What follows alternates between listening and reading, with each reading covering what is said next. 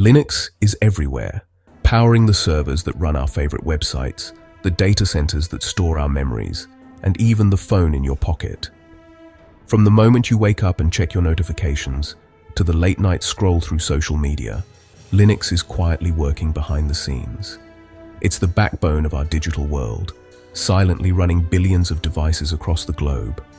Whether it's smart TVs, routers, or the cloud services we rely on, Linux forms the invisible foundation that keeps everything connected and running smoothly.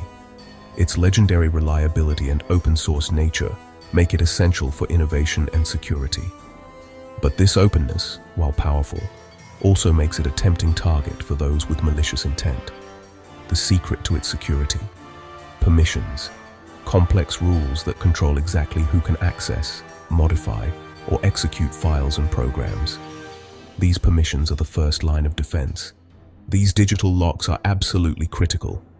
A single misconfiguration or overlooked flaw can have consequences that ripple across the entire globe, affecting millions in seconds. Permissions decide who can read, change, or run files. Just like keys and locks in the real world, they determine who gets access and who is kept out, shaping the security of every system. But what if someone finds a way to forge a master key? What if a single vulnerability lets an attacker bypass all these locks? Attackers can exploit overlooked features and subtle loopholes in Linux permissions to gain permanent admin access, sometimes without anyone noticing for months. This isn't science fiction. It's a real dangerous technique that's been used in high-profile breaches around the world. Today, we'll expose how this subtle hack works, breaking down the steps attackers use to turn a simple oversight into a devastating exploit. We'll reveal how attackers use Linux's own features against it, turning its strengths into weaknesses if not properly managed. Understanding this is vital, not just for techies and IT professionals, but for anyone who relies on digital infrastructure in their daily life. Our security depends on it. The security of our world depends on these invisible rules, quietly protecting our data, our privacy, and our way of life. So let's pull back the curtain and see what's really happening behind the scenes. We'll see how a tiny permission, just a single character in a line of code, can become a massive threat if left unchecked. And most importantly, we'll show you how to defend against it, empowering you to keep your systems and your world safe. Let's get started. Before we dive in, a crucial disclaimer. The techniques discussed here are for education and defense only. This knowledge is meant to help you secure systems, not break into them. Misusing it is illegal and can have serious consequences. We're here to learn how to build better defenses, not to attack. Think of this as learning fire safety, not arson. By understanding how attackers think, you can spot weaknesses before they do. Stay curious, but stay ethical. If you find this content valuable, consider subscribing for more cybersecurity insights. We explore the science behind digital security and how to stay protected. Join our community of defenders. With that, let's get to the heart of Linux permissions. The journey begins now. Every file and folder in Linux has permissions: read, write, and execute. These permissions are the foundation of Linux security, acting as the first line of defense for your data and system integrity. These permissions answer a crucial question: who can read, change, or run this file? Without them, anyone could access or modify any file, leading to chaos and potential security breaches. They apply to three groups: the owner, a group, and everyone else. This structure allows for flexible collaboration while maintaining strict boundaries. Permissions are shown as strings like RWXR-XR, a simple code with big implications. Each letter represents a specific right, and even a single change can open or close access. The owner usually has the most control, groups get shared access, and others have limited rights. This hierarchy ensures that sensitive files remain protected, while shared resources are still accessible to those who need them. This system prevents users from tampering with each other's files or critical system data. It's a safeguard that keeps personal files private and system files secure. Most of the time, it works flawlessly, quietly protecting your system in the background. But attackers are always searching for exceptions, unusual configurations or overlooked settings that could give them an advantage. Even a small mistake can create a vulnerability. Within this system lies a special permission, the Setuid Bit.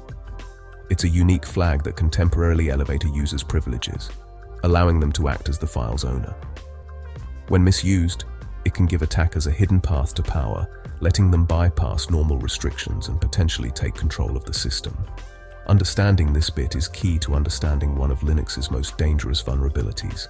It's a small detail, but it can have massive consequences if left unchecked. Let's see how this tiny flag can change everything, shifting the balance between security and risk in an instant. The next step: what is Setuid and why does it matter? We'll explore how it works and why it's both a powerful tool and a potential threat. The answer is both clever and risky. Let's break it down and see why understanding Setuid is essential for anyone working with Linux. Beyond basic permissions, Linux has special flags, most notably the Setuid bit. Setuid lets a program run with the permissions of its owner, not the user running it. For example, the password command uses Setuid to let users change their passwords, even though the password file is protected. This temporary privilege is safe if the program is secure. But if Setuid is set on the wrong program, it's a disaster waiting to happen. Imagine a shell program with Setuid. Anyone could become root instantly. Setuid is a powerful tool for convenience and security, but also a potential weapon. When abused, it opens the door to privilege escalation. The next scene: how attackers exploit this feature. The line between safety and risk is razor thin. Let's see how it's crossed. Here's how attackers turn Setuid into a powerful and nearly invisible backdoor, giving themselves a secret way back into your system. After gaining root access, maybe through exploiting a vulnerability, phishing, or simply guessing a weak password, attackers don't just celebrate. They want to make sure they can return at any time, even if you think you've kicked them out. To do this, they quietly copy a shell program like bash and hide it under an innocuous name, such as .systemupdate or .cache service, blending in with legitimate files.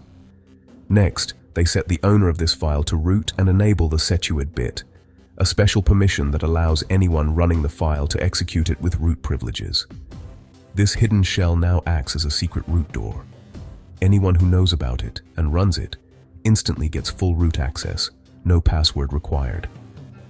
The attacker can then log out, leaving the backdoor quietly in place, ready for future use. Even if the system is cleaned, malware is removed, and passwords are changed, this backdoor remains untouched, lurking in the shadows.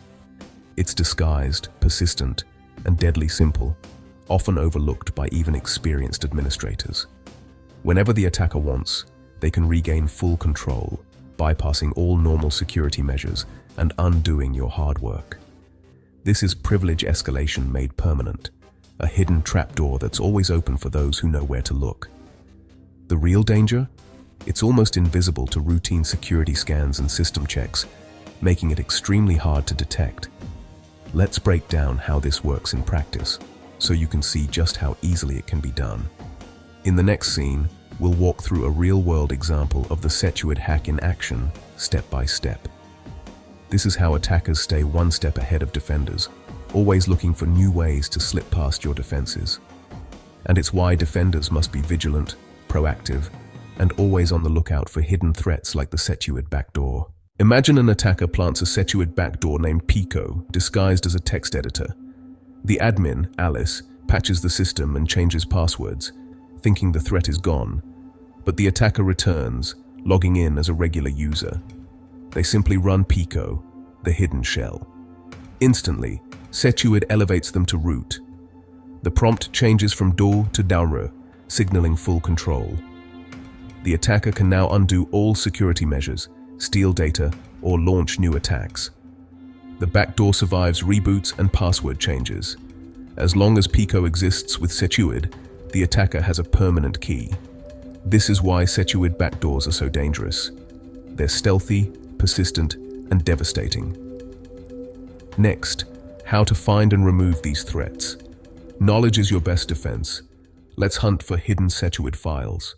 Detecting Setuid backdoors is straightforward with the right command. Use to list all files with the Setuid bit. Most results are legitimate, like passwd or sudo, but look for odd names or files in strange locations. Compare your list to known good Setuid files for your Linux distribution. Anything unfamiliar is a red flag. Investigate immediately. Regularly running this check is essential for system health. You don't need fancy tools, just vigilance and curiosity. Let's talk about prevention. Prevention is better than cure. Limit where Setuid can be used. Never allow it in user-writable directories like TMP or home. Run services as low-privilege users, not root. Regularly audit your system with the find command and compare results to a clean baseline. Automate checks and use tools like Tripwire or AID for integrity monitoring. Keep your system updated. Most attacks exploit old vulnerabilities.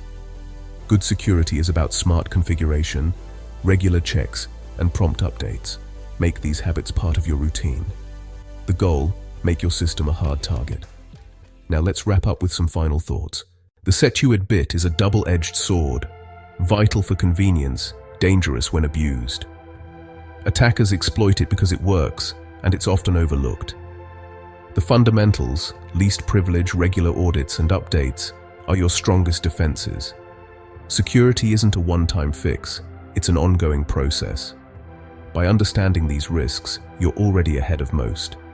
Stay curious, stay vigilant, and treat your systems as living environments. Run checks, harden settings, and keep learning.